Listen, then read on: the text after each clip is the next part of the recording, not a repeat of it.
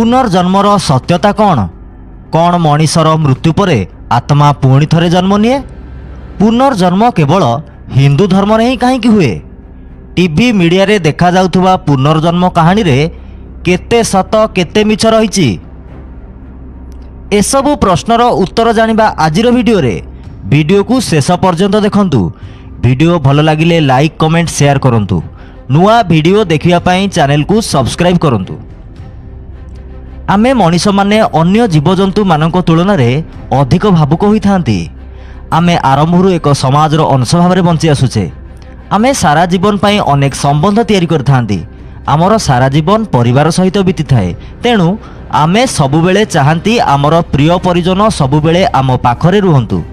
आम परिवार रे केही जणे मृत्युवरण करिवार वर्ष वर्ष बीती जिबा परे भी आमे एहा चाहि थांती कि से जेमिति हेउ आमको देखा दियंतु। से केउ रूपरे हेउ ना काहेकि।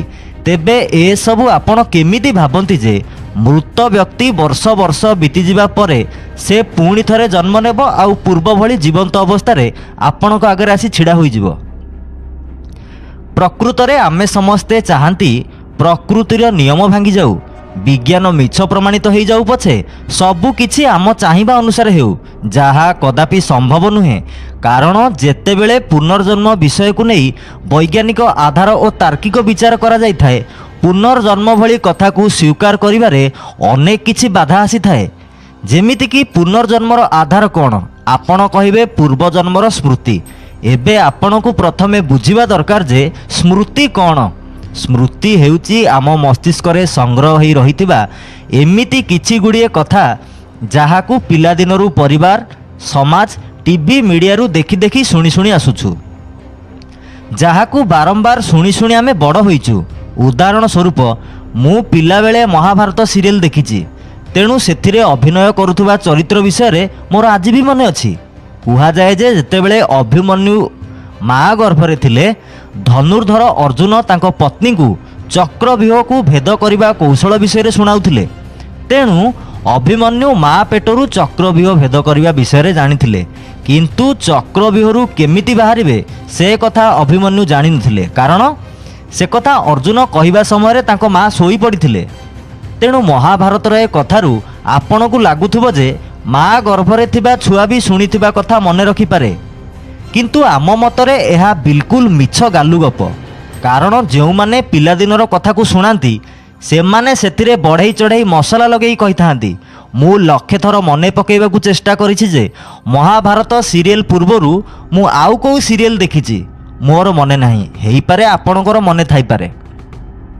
तेबे से दिन को थरे मने पकांतु जेतेबेले आपण वर्षे कि 2 वर्षर थिले आउ प्यांट रे हगी मुती देउथिले। सेतेबेले दुनिया आपन को केमिति देखा जाउथुला? आमे माँ गर्भरे थिबा बेले बहुत किछि अनुभव करिथांती, हेले से सब कथा कोन आपणकर मने अछि? तेबे एहा केमिति संभव? पूर्व जन्मरे कोन हेइथिला मने अछि, ए जन्मरे कोन हेइछि से कथा मने नाही। तेबे एहा ही सत्य जे पूर्व जन्मर स्मृति विषय कहिबा बिल्कुल असंभव। कारण मने रखिया पाई मस्तिष्क रे जो मेमोरी कार्ड थाए जन्मर पूर्वरु ताहा विकसित होई न थाए।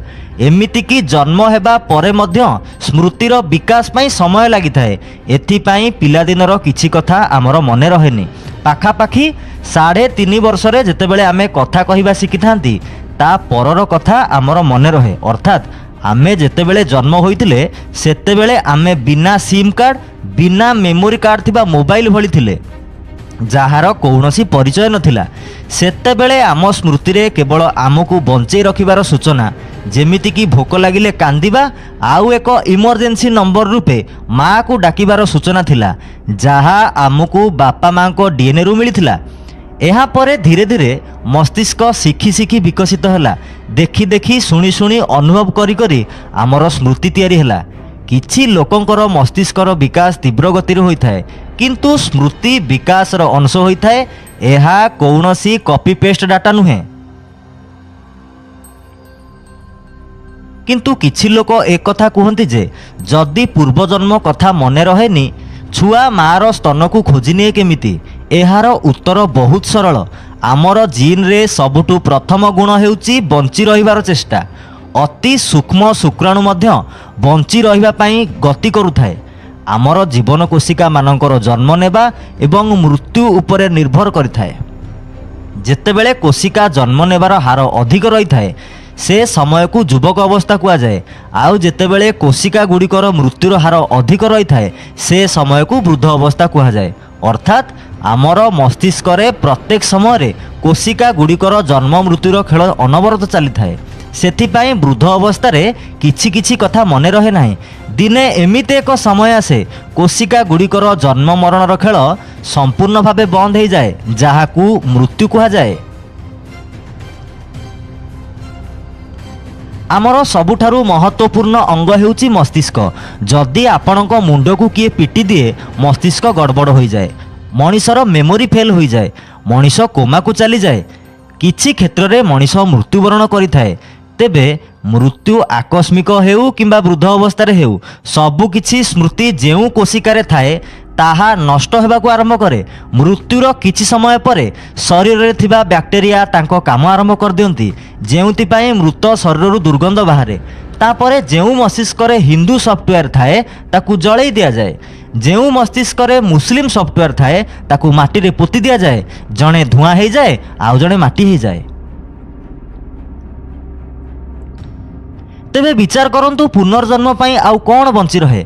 जहा आगकू जाई जन्म नहीं पारिबो, जहा थिला एई शरीर रे थिला, जहा जन्म नहीं थिला ए शरीरर मृत्यु सहित तार भी मृत्यु घटिला। किंतु कथा एतिक रे सरुनी, आहुरी प्रश्न मनरे उंकी मारे।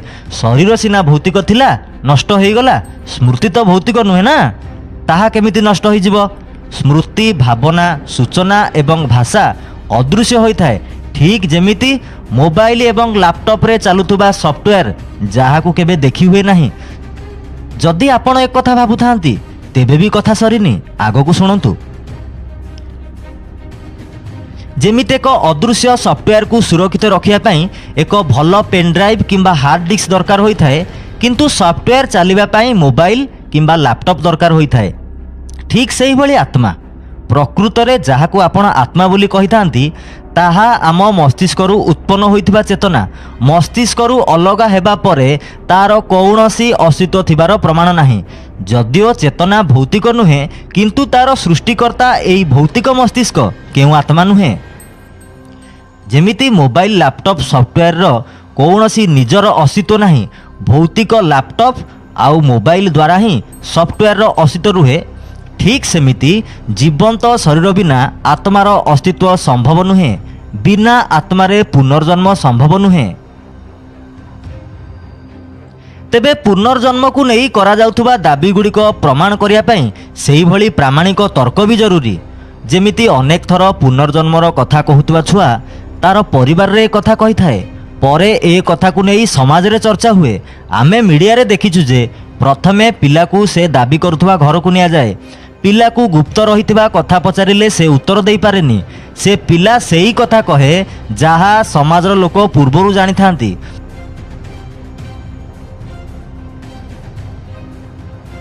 ताकू कौनसी नुआ प्रमाण भी देबा आवश्यक ना नहीं? एबे आउ एक प्रश्न मनरे आसीबा स्वाभाविक जे केवल साधारण लोक ही काहेकि पुनर्जन्मर दाबी करती? अंबानी, आडानी, मोदी, राहुल गांधी एमाने काहेकि नुहे? भगत सिंह, विवेकानंद, आंबेडकर को भली व्यक्तिंकर पुनर्जन्म विषय शुणिबाकू मिलेनी काहेकि?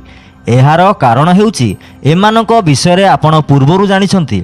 जदि केही भी ए सबु दाबी करे तेबे आपण केबे ए सबु विश्वास करिवे नाही।